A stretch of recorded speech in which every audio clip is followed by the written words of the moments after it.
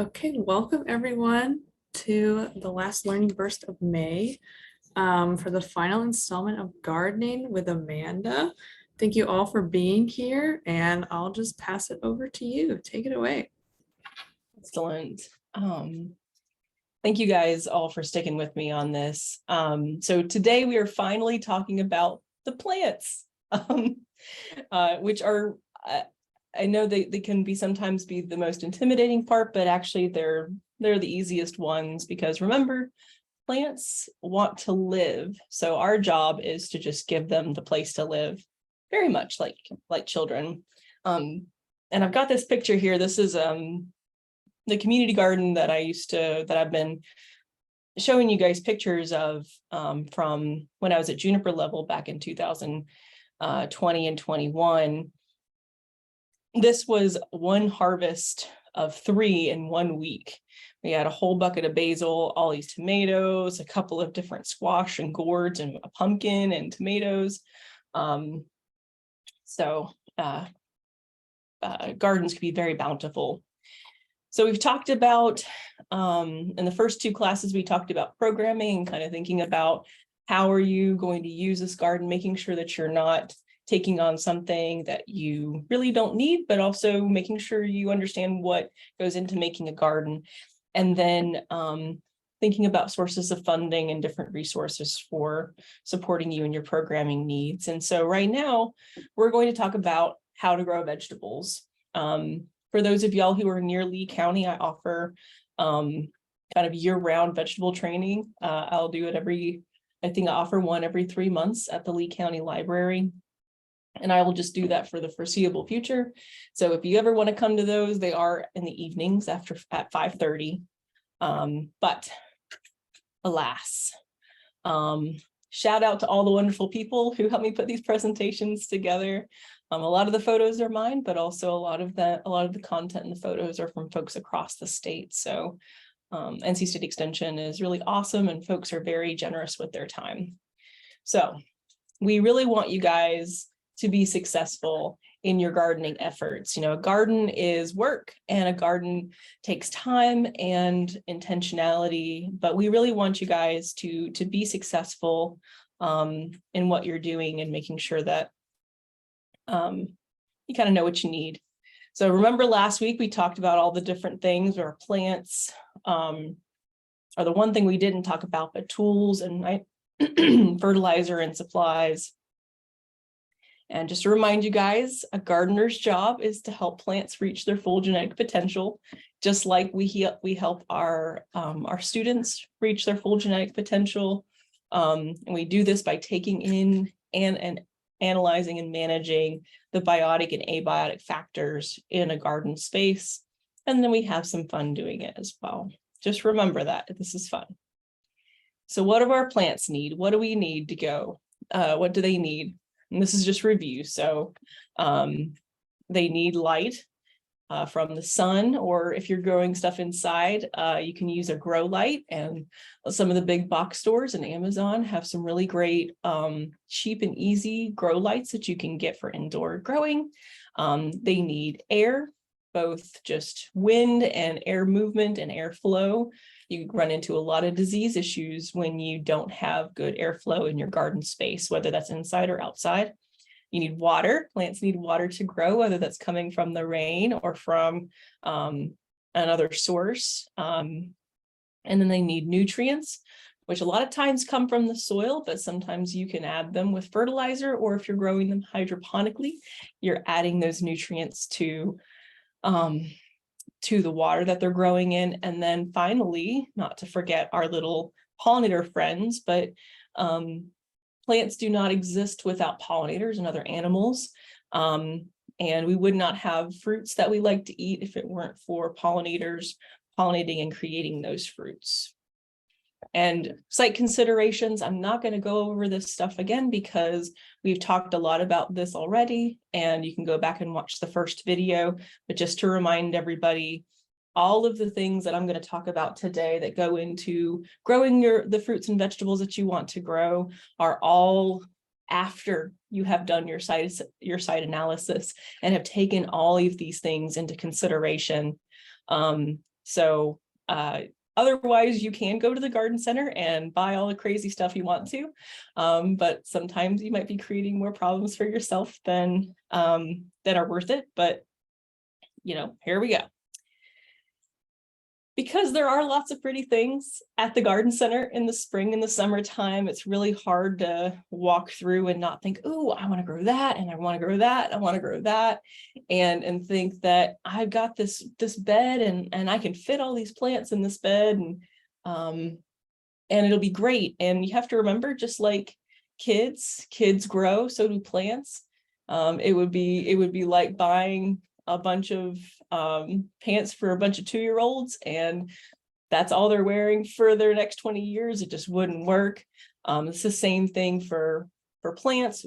Same thing for plants. You have to make sure that they're going to grow into their space, so you're getting them a bed that they can grow into, not starting off with something super small. And this is the time of year, going from kind of spring to summer, when a lot of people are thinking about vegetable gardening. We get really fixated in the South about growing tomatoes and okra and our favorite summer vegetables. But this presentation, I really want to emphasize that we can grow year round in North Carolina. And this is especially important for those of y'all who are running programs that follow the school year, because you're only in class from August until about now, and you really don't want to be going out to your garden, maybe out to your center, unless you live there during the summer. So it really doesn't make sense in some cases to put in a summer garden, but to put your garden to bed over the summer and then start again in August, which you can do. You can grow tomatoes in August if you want to. But anyways, the other great thing about spring to summer is like the chemistry of our plants and soil changes, which make things grow more lush, and things really start getting going. But it also coincides with a lot of pests and diseases that also like the warm weather. So you just have to be mindful of, you get that lush growth with all the lovely benefits of pests and diseases. Man, my computer is like giving me some trouble. So this is a little shout out to Cephs. This is a little graphic that the 10% campaign makes, and they do it every month. And this is just to show all the things that are in season in May. This is a lot of fruit and veg. It's more than it's almost 20, I think. Yeah. It's 30. It's 30 different crops that are in season. But this is not the time you're planting these vegetables. This is the time that you're harvesting them. And a lot of these you would have already had to have planted either back in February, or maybe in the case of strawberries, you would have already had to have planted them in October to be harvesting strawberries right now. So just because it's in season doesn't mean it's the right time to plant. But it is still really cool when you think about North Carolina and how amazing our climate is. We have this amazing capacity to grow a lot of different things. And all of these things on this poster, you can grow in your gardens with your kids too. So there's two kind of main planting seasons, or planting seasons, and I have a little asterisk, so I'm gonna talk about that. It's really 3 planting seasons, because you have your warm season, which is after your last frost date usually it's around April. And that warm season goes from the last frost date to the first frost date. And we're going to look at that. And then your cool season kind of is your shoulder season of kind of growing in. It starts kind of in that warm season, but it carries into after the frost date. And then again, you start planting some of these when it's still cold and you have a chance for frost, but they grow into after the threat of frost is gone. So it's really 3 planting seasons. And I like to show this produce aisle because it's what you're going to be growing in your garden is not going to look like this. A lot of times your fruits are going to look kind of funky. They may not be perfectly shaped. They may not have a consistent color. Fruit for sale, especially at large grocery stores, they have different market standards that you don't have to put on your fruits and veg. And just because it doesn't look perfect doesn't mean it's not edible. So, and I want to remind you guys, make sure you have a plan and a vision for what you're going to do with your produce, because remember, it doesn't take a lot of space to grow a lot of vegetables. You can really grow a lot and supplement your snacks and your meals with the food you produce. It always amazes people how much they can grow and how you kind of start thinking about what you want to grow. You know, you've made your program, you've gone through the first slides and you've thought through all those things that are going on in your garden and how you think you want to use it. But you also have to think of what is going to grow where you're at. I know some of y'all are in the eastern part of the state, some of y'all are in the western part of the state, and there's things that are not going to grow as well in the east as they are in the mountains. We have planting calendars for those, so just, don't get too bent out of shape. You're going to have to think about what you're going to use. If you plant a whole bed full of kale, that's a lot of kale. Are you going to make kale chips all the time? Or are you going to figure out something else to do with it? Or do you want to plant a little bit of a bunch of things and just have little taste tests? So don't overplant if you don't have to, and think about how, if you get a lot of stuff, how you're going to use it. And so you can eat them fresh or preserve it. I know Ashley here in Lee County is sometimes offering canning classes, and there are a lot of extension offices across the state offer canning classes, and it's totally worth reaching out to the FCS agent in Lee County in extension. You can also give them to your families. And I know that I think in the video, that one of the videos that Sharonda shows, there was a daycare center that did a little farmers market outside of their center that sold some of the excess produce. So you can kind of learn those soft skills of talking to the public and learning how to price. And then how much space you have. Those two questions are going to really be answered by your site assessment. And please, I cannot emphasize enough, don't be afraid to start small with a couple of pots and see how you do. I think I showed a picture before of a little, it'd be like a 5-gallon pot, about, not too big, just enough. I think I crammed 3 kale plants, a broccoli plant, and a Swiss chard plant, and it looks very full. It's very pretty. But the kale, I harvested it, and all the kale that I got off of it filled a grocery bag. And I've been trying to give it to people, and I made a bunch of salads out of it, and I still have some left in my refrigerator. So even that little pot with 5 plants in it has fed me for at least 3 lunches. So going back, so the last frost date and the first frost date are things that wherever you are in the United States, you need to keep track of. Another way that this has been said is USDA zones. Don't get so hung up on USDA zones. They are just a way to for the USDA to communicate average low temperatures, but they are not the same across the country. So for example, here in Lee County, we're just southwest of Raleigh. We are a zone 7B, 8A, depending on which side of the county you're on. And there's also a zone 7B and 8A in Arizona. It's up on a mountain. Am I going to be able to grow the same things in a 7B Arizona as I am in North Carolina? No. It's going back to all those abiotic factors, the wind, the rain, the climate. The climate is what we're really wanting to focus on with our gardening. So bringing that all back, the last frost date in spring, generally speaking, this is a map of North Carolina, and each little dot has a different color. And it's for the state. This is a service that's offered through North Carolina State University. The state climate office is based there. And you can see kind of the regions are pretty clearly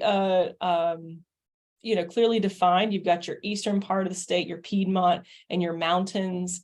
And it's kind of interesting if you look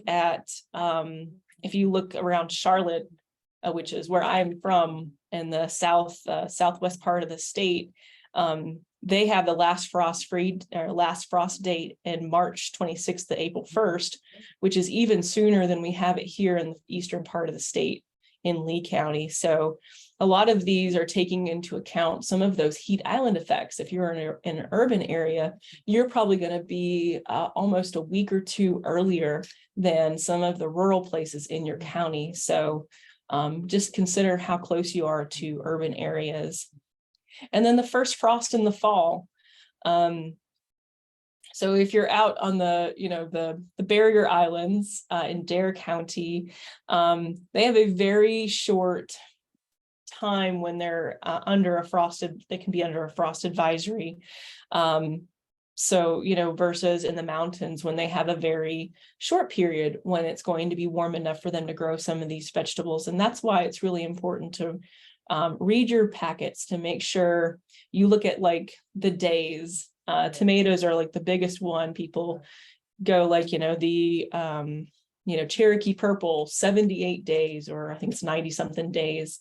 That means from the time that you plant a transplant of a Cherokee purple to the time you're going to be harvesting your first fruit, it's going to be potentially 90 days.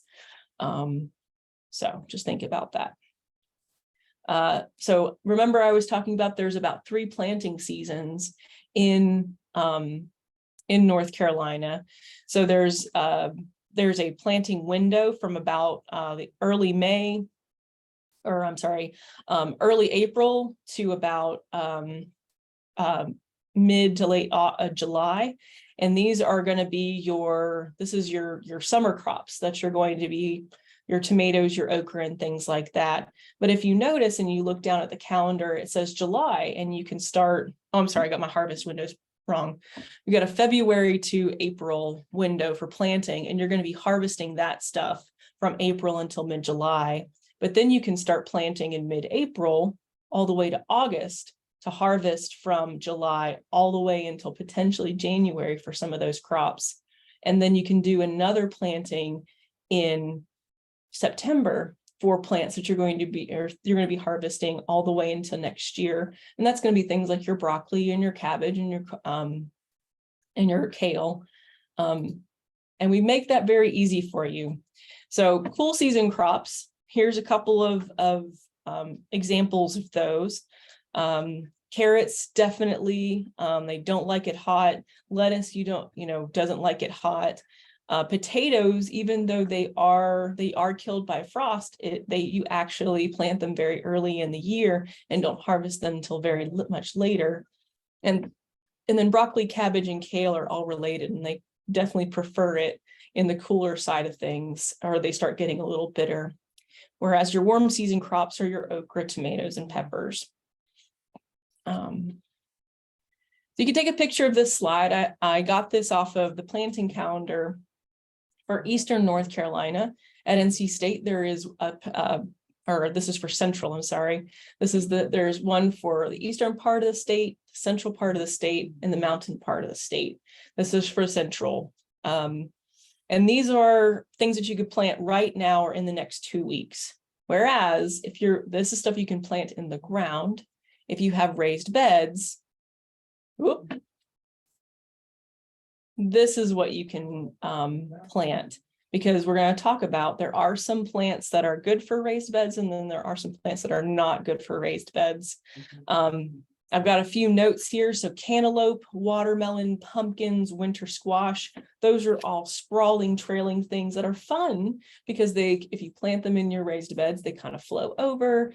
But they can be kind of a pain because it makes it really hard to mow around them. And then if you're trying to show your kids and your students the plants, a lot of times they're easily trampled underfoot. So I don't like to tell people to not try things. I know that Stepping Stones here in Lee County had some really good success with their watermelons last year, and it was kind of a fluke, but it was a happy fluke.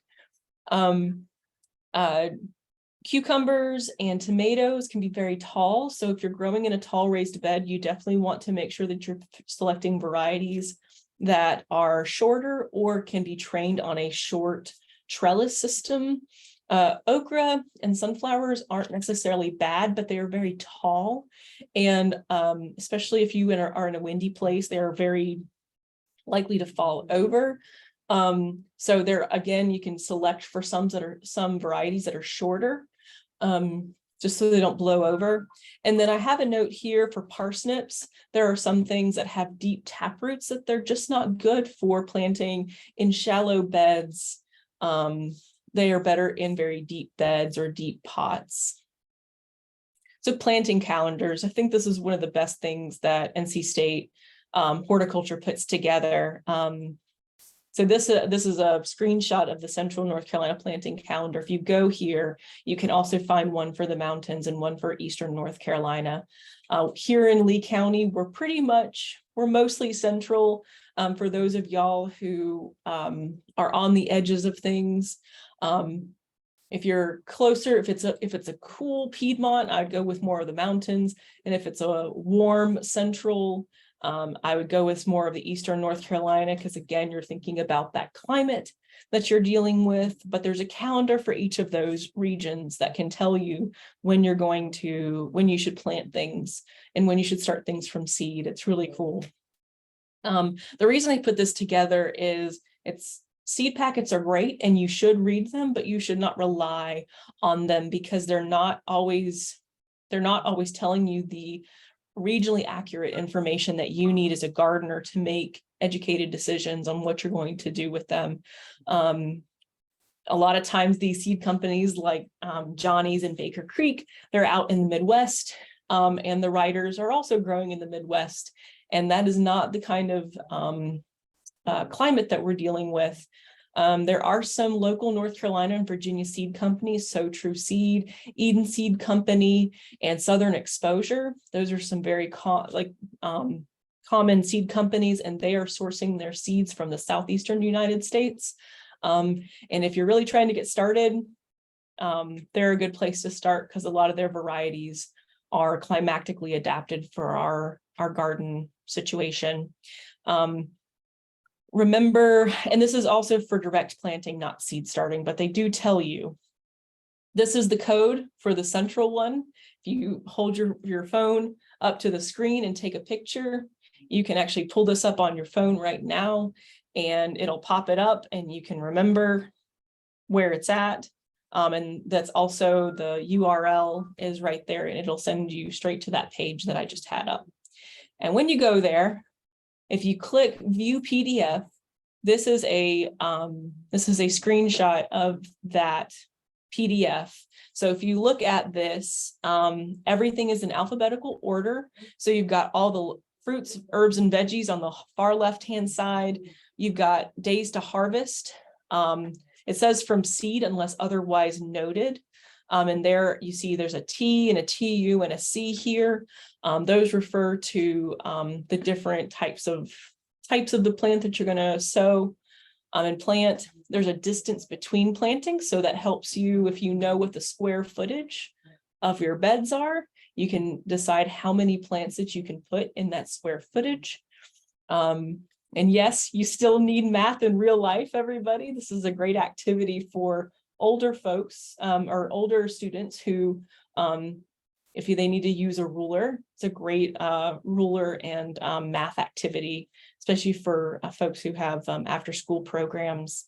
But I drew the last frost and the first frost lines I'd put in here just to reiterate kind of our warm growing season. In between these two lines, that's kind of how long we have to grow our warm season vegetables, which is quite a long time. It's 7 months of the year.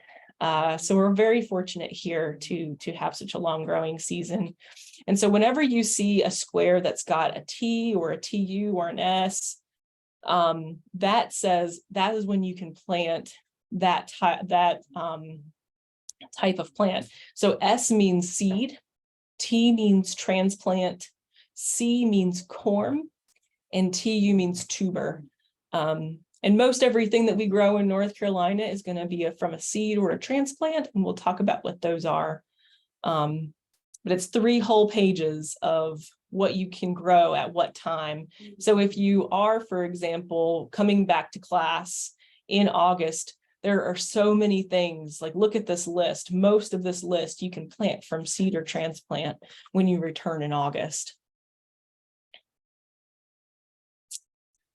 But if you need a summary, here's another great slide to take a picture of. And these are all also with the caveat that this is kind of the best practice. There are folks who start their corn and their beans and their salad and beets and all these other things from in seed and little cell packs, and they transplant them into their garden. But it is a lot of times easier to just direct sow them straight into your beds or into the ground, because they don't like root disturbance. And sometimes when you transplant them, take them out of the little cell pack and put them in the ground, you can break the roots off. Transplants are the things that you go to the garden center and you go, oh, I want that. And you buy the little plastic container full of them, like your tomatoes, peppers, cucumbers, eggplant, broccoli, lettuce, kale, greens. And then planting stock, these were the things that were the tubers and the corms. This is when you're actually taking a piece of a plant, not just a little started seed, and you're planting that into the ground. And so you've got your seed potatoes. They're not technically seeds at all. They're just little baby potatoes, potato tubers that you plant in the ground that will eventually swell and grow a new plant. Your sweet potato slips are actually just a piece of sweet potato vine, maybe has a little bit of roots on it, and you just lay that in the ground. So these are more vegetative parts, and you plant them as vegetative parts, because if you grew them from seed, you could grow a potato from seed, but it would take a very long time for that potato to grow into something that you would harvest. The same thing for all these things. All these things eventually started from a seed, but you as a backyard gardener don't need to worry about that. Horticulturists have been doing this for a long time for you. And this is also a good one. This is a different way of looking at that list, and a good one to take a quick picture of. And you can see here, there's a lot of cool season vegetables that we can grow in North Carolina, and how to do them, what's best to do them as. So, but if you are planting seeds, you want to make sure you have prepared the soil or the potting media before you plant them in the ground. Seedlings do not like root disturbance. Whenever you move a little tiny seedling around, you can break that very gentle root off. And if you break that root off, unlike a large mature plant, they don't have the capacity to grow a new root. So you can either stunt them or just kill them outright. So you have to make sure it's all really well prepared, and do read that label, because it's going to tell you how deep to plant it. Some seeds want to be right on the surface of the soil, and some seeds need to be planted 1/4 of an inch to 1/2 an inch to maybe a whole inch in the ground to germinate. And you can start them in the garden or in containers. Just remember, you have to make sure what you're growing them in is not real soil when you're growing them in a container. You have to use potting media. I kept talking about transplants. These are just small young plants, the ones you get at the garden center. They're much easier if you're not a confident grower, or if you just don't have the time, like me. You just have a higher rate of success when you put them into your garden, because they've had some time to get some roots on them and have some make some new leaves. They're just easier to transplant into the garden. They're also good when you only need a few plants, because if you get a packet of seeds, a lot of times there's a dozen to a couple hundred seeds in a packet, and which is great, because you can buy a packet of seeds and you have enough for you and your neighbors. We have a seed library system here in Lee County. So you can buy a packet of seeds, use what you need, save a few, and then put some in the seed library for somebody else to use, or give them to a neighbor or a friend. And the rule of thumb is, if you want to grow something, sow it in a seed pack 4 to 6 weeks before you plan to transplant it out. So if you're going to transplant tomatoes in North Carolina and you're planning for the middle of April, you're going to have planted them at least by March 1st in your little seed pack. And there are tons of soilless seed starting mixes. You can go to the big box stores and it'll just say seed starting mix. A lot of times it's got what's called vermiculite in it. So it holds a lot of water, but it doesn't, but it also holds a lot of air. So you're less likely to rot your plants out. Remember, you should never use soil from the ground in any sort of container. It just does not, the physics are not the same. So you're more likely going to kill your plants. Fertilizer, you don't want to over fertilize your baby plants. You may be counterintuitive because you're like, well, baby plants need nutrients. Most of the time, soilless seed starting mixes have enough fertilizer in them to get the seeds started. And then by the time they get a little bit older and you're potting them up or planting them out, that's when you need to give them their next kind of boost of fertilizer. You can do a liquid feed, and I have found that to be most successful for me as well, is to get some fertilizer that you can mix into a gallon jug or into a watering can. And I actually mix less than what the label says. A lot of times you can easily burn baby plants. It's better to mix a little bit weaker than what the recommended rate is on the box. There are some plants, there also are some problems you can have when you start your plants inside or prior to planting out. There's such thing as called dampening off. Everything looks fine. You're like, I'm watering it. It's doing good. And then all of a sudden, like it'll start falling over from the bottom. And that's just a fungus that has colonized the inside of that plant, and it will eventually die. And it just means that you've probably overwatered that plant, or it's been too windy or too much airflow over there. People get really excited when their seedlings get really tall in the pots, but that's actually not good. That means there's not enough light and the plants are stretching towards to try and find some light. So if you are starting your seeds inside, it's best to get a lamp with a grow light on it. It has to be a grow light because a lot of the grow lights project a spectrum of lights that we in our eyes can't see. Sometimes they all look the same to us, but plants can see them, and we need to make sure that they're getting the right light because that is where they're making their sugars and that's how they're growing. You will see as plants get older, and if you haven't planted them out or they've been sticking in a pot for a while, you'll notice they get a little yellow or purple, and that's just a nutrient deficiency. A lot of times they will grow out of that, especially if you plant them out in the ground or give them a liquid fertilizer. Also, if you are starting plants, especially earlier in the year, you need to make sure they're hardened off. So starting them on the inside, but then slowly exposing them to outdoor conditions, either letting them warm up or letting them cool down. But you want to do this over the course of 1 to 2 weeks and not just suddenly one day, today is the day to plant everything out.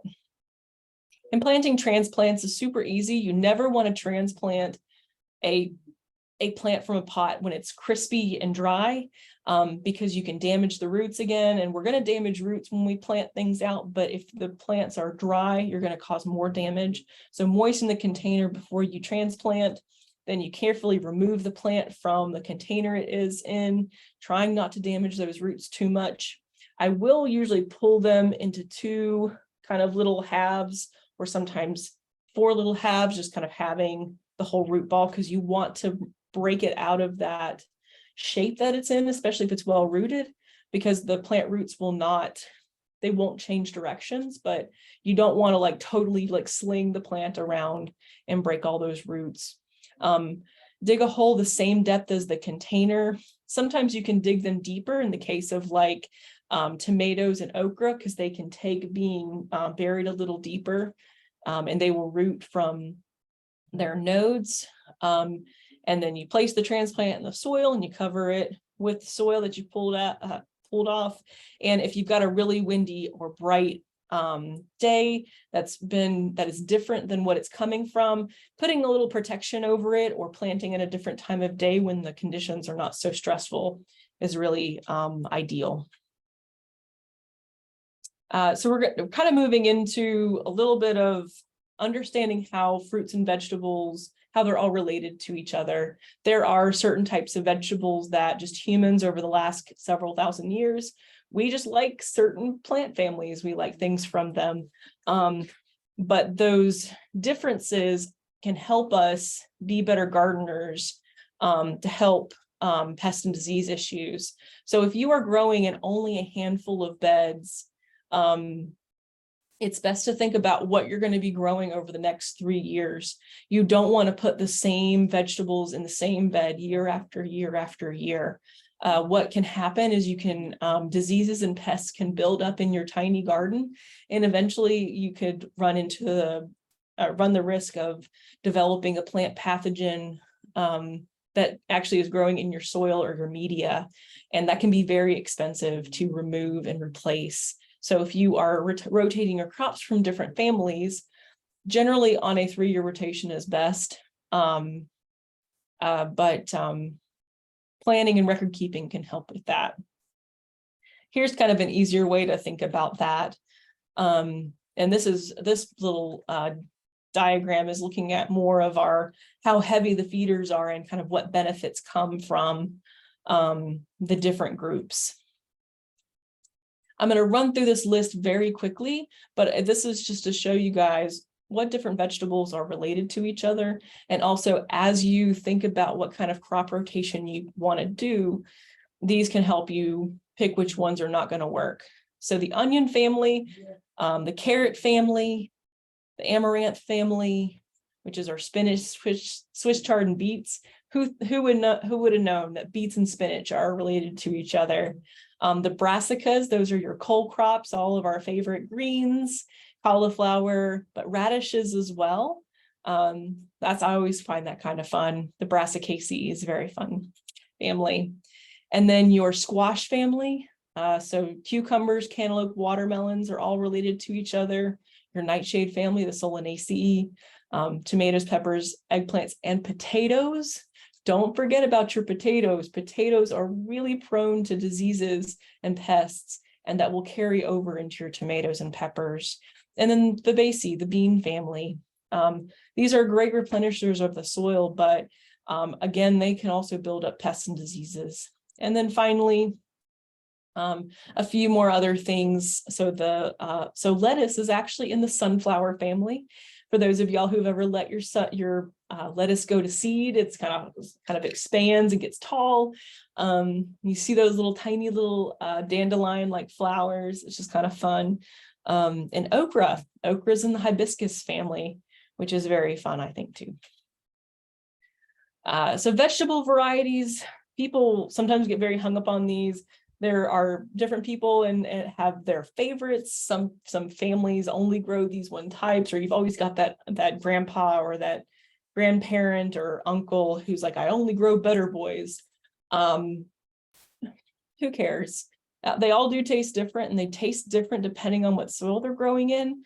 But and then there are varieties that are better suited for the South. One of the things I get a lot of questions about is, what is a hybrid tomato? And there are some cultivars of tomatoes that are like a better boy. Those are F1 hybrids, and it means that there's a specific mom and a specific dad that have been bred together to create this one offspring. But all vegetables, all fruits that are creating a fruit is are full of baby plants. All those seeds are going to grow into in this case, a new tomato. Are they going to taste like a better boy? Probably not. What are they going to taste like? Who knows? So most of our fruits are going to be creating seeds. If there are seeds in it and they're viable, they will create a new fruit. But whether or not that's going to taste like what mom did, that's where we start running into hybrid problems where they just don't taste like mom. Whereas there are varieties like Cherokee purples or summer crookneck squash. Those have been selected for so long that when you grow the offspring from those fruits, you're going to kind of get something that looks like mom and kind of tastes like mom. And you don't have to worry about going back to the same person to get the same type of plant or type of fruit that you wanted. There is a Southeastern Vegetable Production Guide. This is a very technical document, but it is available for free, open to the public. And under each vegetable type, it can tell you all the varieties that are rated for growing in North Carolina. So, and it'll also tell you some fun anecdotes about those crops as well. It's for growers, but backyard growers can use it too. I know a lot of small farmers that use this as their guiding document. So it's also fun to look through with kids to show them that this is something that real farmers use in their production. Now, I get a lot of questions also about potential yields, and that grower's guide can help you. A lot of times they're given on 100-foot row calculations.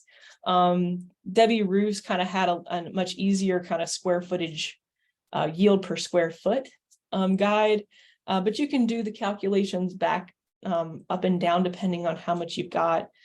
But what your conditions are in your backyard are really going to depend on how productive those plants are. And remember, you are not going to feed your center out of this garden. Most of the time you're going to be supplementing snacks or meals, unless you are growing a market garden, which props to y'all who are doing that. It is possible. Also, just make sure that you are staking the vegetables and fruits that need staking. If you think it needs a stake, get a stake on it or some sort of support, because you want to install it before you need it. And I am so guilty of this every single year, but I just want to remind you, this is a community garden here in Lee County. I loved how they raised their cucumbers off just a little bit off the ground using pallets. And the cucumbers were just kind of growing, weaving in and out of the pallet bars, and it was perfect. A little bit about site considerations. If you notice that you don't need full blazing sun to grow most of our fruit crops. 8 to 10 hours a day is really all you need. And there are even a lot of things that you can get away with 6 to 8 hours. I have grown tomatoes that taste just fine growing in 7 to 8 hours of sun. Especially if it's really hot blazing sun, they would actually prefer less of that sun. So there's ways to kind of work and fudge those light requirements. And just remember that sunlight is a blessing and a curse, because if you have a very exposed sunny site, it's going to be very hot, and your plants are going to get just as hot as you are walking through that site. So if you can provide some shade, or if you have just a shadier spot, that does not preclude you from growing some of these sun preferred species. And you will always have to add, especially if you're growing in raised beds, you will always be adding organic matter to your gardens. You really only need to add 1 to 3 inches of compost or some sort of mulch a year. And if you're growing in a raised bed, you're going to have to replenish and add soil or compost or potting media back into that bed, because what's going to happen through time is it's going to compress. So just remember that garden maintenance is every year. It's not a one and done install. You are going to have to water, which is why if you are not going to be around your center a lot over the summertime, it's probably just best to put your garden to bed, or favor more of perennial plants that can take care of themselves over the summer while you are not at your center. When you're watering, try to water in the morning and not in the evening. A lot of pest and disease problems can happen when water is sitting on the leaves overnight, because it's cooler at night and the water doesn't evaporate off the leaves like it does during the day. And it's better to water deeply and less often than it is to try and water a little bit every day. If you're watering containers, try and water deeply enough to where you can see the water coming out of the bottom of the pot, and then water it again and see that water come back out of the pot again. That is an effectively deeply watered pot. Now, when you're dealing with real soil, I still get questions from vegetable gardens. You know, I add lime to my soil every year. What's my problem? You should only add lime after you have done a soil test. Because a soil test is going to tell you what your plants need, what you need to add to the soil that you're growing in to effectively grow a plant. And it's going to stop you from spending extra money on fertilizer you don't need to add. Because a lot of times those fertilizers that you've added, if they're not utilized by the plant, they usually go into a water source, which causes issues. If you're not growing in soil, if you're growing in a raised bed or a container or in pots, you need to do a soilless media analysis. This is going to tell you what you need to add to that pot to grow the plants that you're trying to grow. And it's better to do this after 2 to 3 years of using the same media in a bed, especially if you're seeing a decline in the productivity of your beds. This is only $5 a sample. You can come to your local extension office. They will print you out one of these forms. They'll even tell you how to take the sample and help you send it off to the state. But this stops you from having to dig everything out and start over. This will help you continue to use what you have. And remember your macronutrients. There are different ways of fertilizing. Each crop kind of needs a different amount of fertilizer. A lot of our warm season vegetables are what are called heavy feeders, and that's why people are always thinking they need to add a lot of nutrients to the soil and to the fertilizers to their planting beds. It's better to top dress and not add the fertilizer to the holes of your plants. And whether you're using granules or you're using something you mix in water and pour over, it's just better to do that after you've planted the plant rather than putting it in the hole. If you put it in the hole, you're more likely to burn the roots. And those nutrients are not going to make it into the plant like you think. Plants don't directly absorb these nutrients through their cells. There's a lot of different things that happen between phosphorus getting pulled into a plant, or phosphorus sitting in the soil and phosphorus getting pulled into the plant. So just be aware of that. I tell folks to fertilize a little bit when they first plant the plant, fertilize again when they see the plant is flowering, and then fertilize about a month after first flowering to continue to get that feeding that plant needs to continue to make fruit. For those of y'all who are mothers out there, y'all know making babies takes energy, and that fertilizer is going to help that plant make the energy it needs to continue making fruit for you.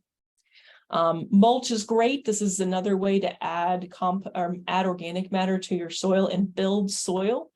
So just use whatever you can get. If it's pine straw or grass clippings or composted stuff from your centers or your yard, just mulch your plants after you plant them. And there's lots of different causes. I know that I'm running up on time. It's 4:20 now. So I'm going to run through some possible issues that you might have in your center garden and some ways to think about it. So there's two different kind of reasons why you're going to have problems. There's abiotic causes and biotic causes.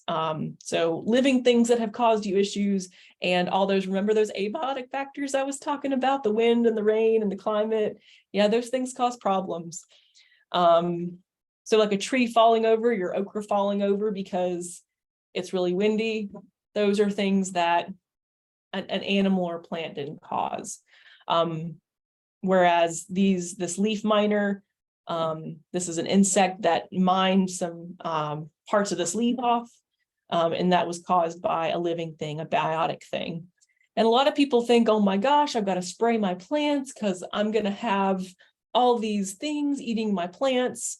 And if you go to the big box stores, they say, kill all of these things before they eat your plants. And we're starting to realize that we need to change our expectations for how much how much our plants are being eaten.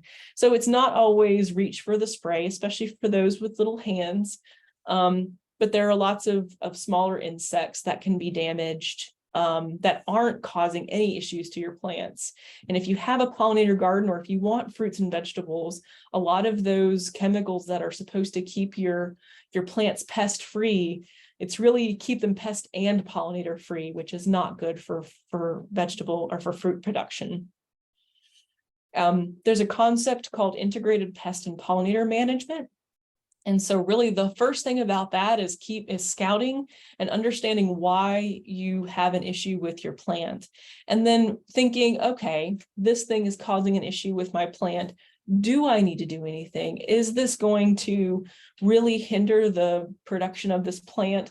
Or is this just a teaching opportunity for me to show my students what's going on in the garden? And if you're not sure what is eating your plant, you can call your local cooperative extension office and we can identify that.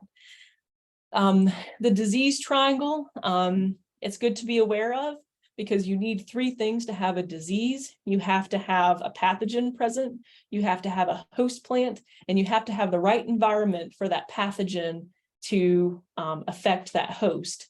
And if you only have two of these things, you're never going to have a problem with a disease. So I tell people, walk in your garden.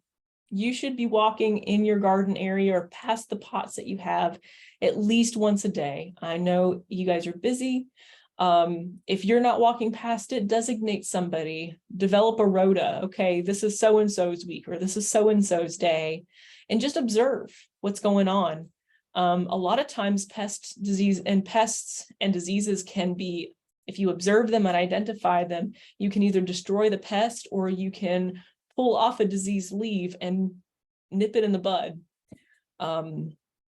So observe, manage weeds, always be pulling weeds, destroy any pests, and you can smush them, you can flick them off, you can, whatever you feel comfortable with.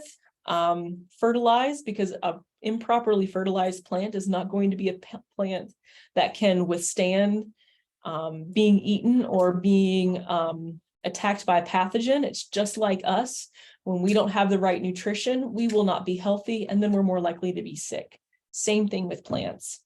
Remember to rotate your crop, so don't be planting the same thing over and over in the same spot, and keep a log. And this can be something that your students help you keep. Make a little notebook that they can all compare each other's planting years to each other. For suppressing weeds, there's lots of organic options.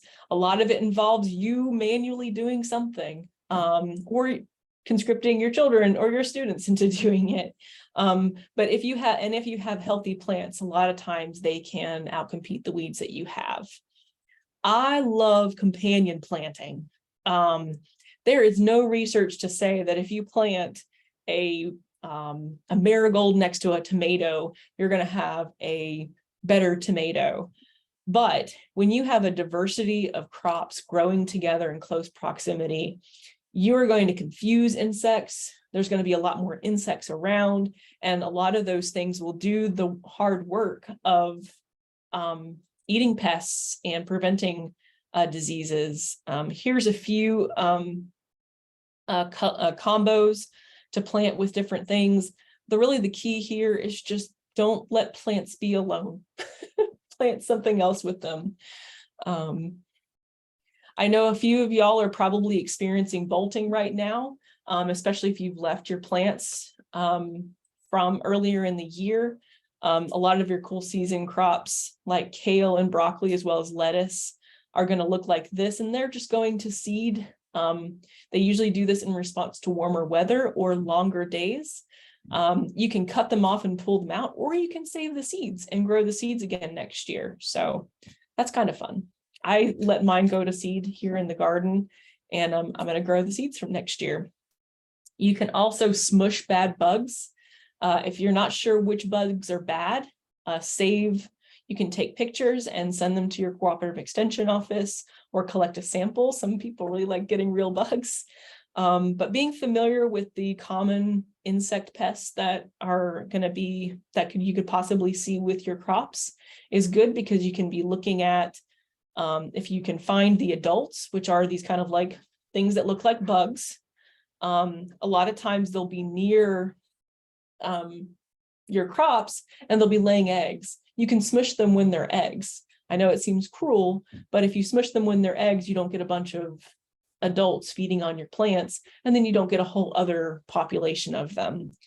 And if you're growing a lot of different kinds of plants, all of these insects on the page, all of these will eat those pest insects for you.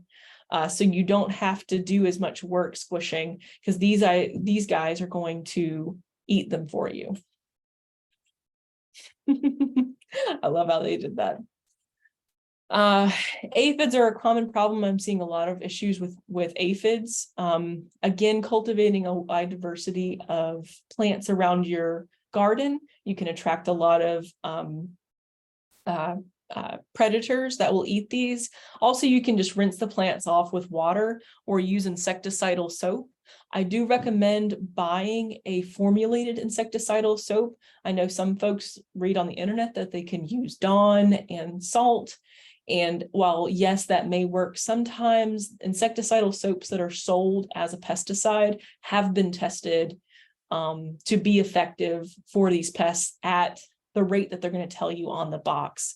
So you don't have to do any guesswork, and you don't run the risk of burning your plants if you're following what that label tells you. Squash bugs are a really big thing. You're always gonna, they suck the life out of your plant, and really scouting and hand picking them off and smushing them helps, but you can also spray them with neem and insecticidal soap when they're young. This picture right here, this is an adult. You can see that because the wings are fully formed. If you're not sure, smush it. Most of the things that look like this are going to be sucking your plants. Cabbage loopers are a common problem, especially with broccoli and cabbage and kale. They're these little tiny green caterpillars. If you see a white butterfly flying through your vegetable plot, that's the adult. That little cute little white butterfly is about to lay some eggs on your plants. You can smush these guys, and if you smush them as little caterpillars, they will not become adults and lay more eggs. Blossom end rot is a very common problem with tomatoes, and it's usually because there is a calcium deficiency in the roots. And it's very common when the pH of the soil that or media that it's growing in is too low. Also, inconsistent watering and over fertilizing can cause this problem. So usually putting out a little bit of lime, not too much, just a sprinkle around the base of a tomato, if you start seeing this issue, will reverse that very quickly. But yeah, be on the lookout for fruits like this, because this is not a disease. This is just this is what a plant does when it is deficient in a nutrient. Now, downy mildew and powdery mildew. I don't have powdery mildew in here, but downy mildew is becoming more common, especially in our cucumbers, melons, and squashes. If you see this type of pattern, it is a very distinct pattern. Nothing else looks like this kind of brown yellow splotching inside of the veins. Sometimes you can use copper fungicides, but a lot of time it's just better to pull the plant up and start again.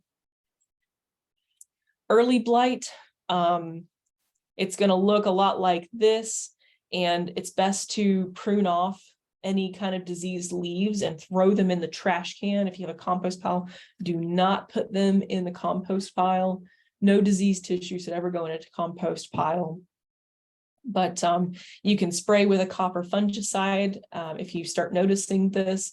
And this is where scouting comes in. If you can catch these when you first start seeing those little yellow brown spotches, you can save yourself a lot of issues down the way. And finally, Fusarium. This is a fungal pathogen that is coming up from the roots. And what will happen is you'll have a perfectly wonderful growing plant, and then suddenly it will just fall over and die. And you're like, I watered the crap out of it. And it's because the fungus has clogged up the plant. And even if you put all the water in the world, it's still going to die. Fusarium is very common in tomatoes, and that's why you usually see hybrid tomatoes with an F next to them, because they have been selected for resistance to Fusarium. This is a lot more common if you're growing in a soil. It's a lot less common if you're growing in a potting media. So I'm coming up to time. I'm just going to take 4 more minutes and slide through a few more resources for you guys. This is another, I mentioned another NC State publication, but this is Growing and Cooking Fruits and Vegetables at Child Care Centers. This is another great resource that talks a lot more about the harvesting and activities you can do with harvesting and cooking with the vegetables. I love this one. This is from the USDA's SNAP Ed website, their seasonal produce guide. There's a little screenshot on the right-hand side of the screen here. If you click one of those crops, it will tell you all this really cool young people centric information, how to cook with it, how to grow it, how to harvest it. And it's all packaged in like very beautiful guides, very easy to read. And if you're not sure how to make a certain crop, or if you need some inspiration for an activity, I haven't found anything that's as comprehensive and as easy to access on a website as this website. There's the Grow For It portal at NCSU, and this is kind of a combination of a few different websites, but again, they have some really great curricula and activities, and there's lots of NC State specialists that are providing information onto it. Rutgers, this Gardening Activities for Youth, I love how they did this website. What it is they've broken it out in different age sections. So they've got like something that you can do from 1 to like different gardening activities that you can do with kids who are 0 to 3, 3 to 5, 5 to 8, and all the way up until high school. And so that way you're choosing age appropriate activities for the different demographics and ages in your center. And it takes a lot of the guesswork out on what's best for which age groups, and has some cute ideas as well. This is my last one, and I hope I have a little bit of time to answer questions. But I'm gonna throw the slide up again because all of y'all can do this in your own ways. It doesn't have to be some elaborate, wonderful, amazing garden. Just giving it a try and you starting to build your confidence and building the confidence of your teachers, and bringing your children and your students along for the ride, watching them learn from you is just as beneficial as going by a curriculum guide. So don't be afraid to start small, but start. And again, I am biased because I am an extension agent, but NC Cooperative Extension is here to help you. And so if you have garden goals, please reach out to your county center and just say, hey, are there any resources for me? Or is there any program support that you can offer for me and my center? A lot of times extension agents just want to know that you need that support and they're there to give it. And also remember, you're not doing it in a vacuum, and communicate with your teachers and your parents and your community members who are involved or nearby your center. A lot of times people love the idea of a garden. And if you can build a community around a garden, it's going to last a lot longer, and it's going to be a lot less work for everybody, including yourself. And it'll be a lot more beneficial. I'm sure everyone has a story of the garden that they worked in with their parents or their grandparents and the stories they heard. You can be a story for your students in that way of, I remember at my daycare center, we had this garden bed, and that can make a huge impact as we all know, in all of our students, no matter how small. So with that, I think I covered everything. I can't believe I did it in an hour. Does anybody have any questions? Oh man. Okay, I'm pulling up the chat here, and Rachel, I see that you have totally, I will call you and we can chat. Great, Yeah, thank you. yeah, no problem. Okay, so I'm reading through. Rachel put some questions in there, and she's got some good questions. A couple of them are her specific. So, is there anything I can do to make my plants more disease resistant? Yes. If you have healthy plants, you have disease resistant plants, with the caveat that sometimes things are just genetically predisposed to certain diseases. But if you're providing adequate water and nutrient needs and cultural needs, those abiotic factors, and you are helping that plant reach its full genetic potential, they are going to be more resistant to diseases. There are some virulent things like that fusarium I was talking about, if that's in the soil, there is nothing that you can do about that. And I would not tell you that you're going to have fusarium, because most people go a long time without getting that, but it is becoming more common, especially in areas that have historically been used to grow tomatoes.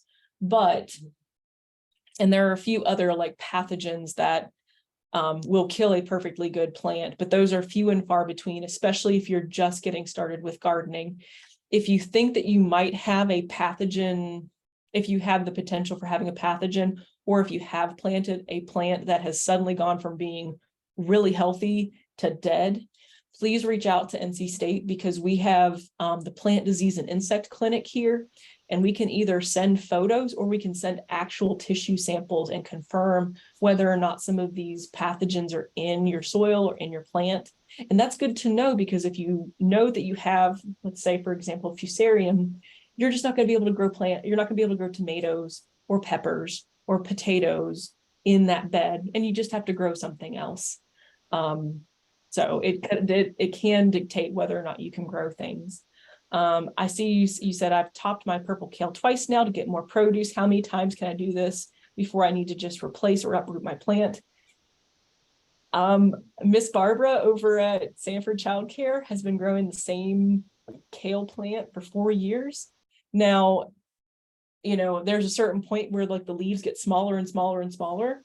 That's kind of what I would say, is if the leaves are not worth harvesting, they get up and plant it. But especially with our weather, how mild it's been this year, yeah, keep growing it until you either want to replace it or it gets riddled with some disease, or you're just tired of kale.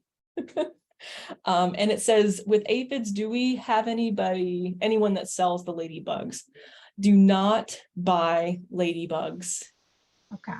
To release to control aphids. That insect release or pest control is only effective in a controlled greenhouse setting where the insects cannot leave. It is better to plant a diversity of crops and try to include things that are non-vegetable plants like perennials and mint plants and herbs, because a lot of those herbs and perennial plants are where your predatory insects live in the downtime. And so it's better to have a diversity of plants than it is to try and buy insects and release. The other problem with ladybugs is a lot of these companies, unfortunately, it's not a regulated industry in the United States. And so there are unscrupulous companies that will go out into the deserts in the western part of the United States and wild collect these ladybugs and then package them up and sell them to you. And so now you're releasing an insect that is not native to your ecosystem, and it's either going to die or it's going to fly somewhere else, or it's going to stay here and possibly displace one of our native lady beetles. This has already happened. So back a few decades ago, we brought some lady beetles from Japan. They look a lot like our native ones, and they were used in greenhouse insect control, and turns out they escaped, and they have been displacing our native lady beetles, and sometimes they're over voracious in their eating.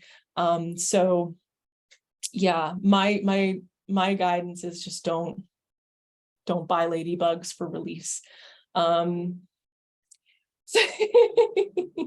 Okay, Daniqua, I see that you're like, so are all of the extension cooperatives as full of information as you? I've reached out to mine and haven't received any feedback. Thank you for reaching out to us. And since you haven't, what you can do, please email me. I'm going to throw my email into the chat, and anybody is welcome to email me, especially if you reach out to your county center. And Emma, if you could find the link, there is a, find your county cooperative extension office hyperlink. If you have reached out to the one in your county and they do not contact you, please, or they do not respond to your contact request, please feel free to email me, because sometimes people are busy locally, but we do have a statewide network of people who are more than willing to help you and provide that support when your county can't do it. So I appreciate that for reaching out. It means a lot. Thanks, Emma. So Emma, through the, you can find your local cooperative extension office link there, and it's pretty much just, it'll give you who's working in the office, the different types of programs that they're doing, and the office number. And the office number, a lot of times, if you try to reach out to somebody specifically, sometimes it's just better to call the office number and just leave your contact information. Because in some cases, so I'm the horticulture agent in Lee County, but then there is a, in some counties, it's the Food and Family Consumer Sciences agent. In some counties, there's a local foods agent. Some counties, it's the county director. And so a lot of times when you call the main office number, their administrative assistant will be able to take your information and be able to send your information to the person who's working with, who can work with you guys on your gardens. I cannot believe I kept that under an hour. And I've never been able to do that. So, with that in mind, I'm gonna let everybody go. And best of luck to everyone. Thank you so much for sticking with me for 3 whole weeks. It's been a lot of fun, and I'll probably be at the next learning just to observe and have see what the topic is, but feel free to reach out to me, and best of luck in your gardens, guys. Thank you so much, Amanda, for your time and expertise. We so appreciate you. Appreciate you guys. See you guys in the garden. Bye, guys. Thank you. It was awesome.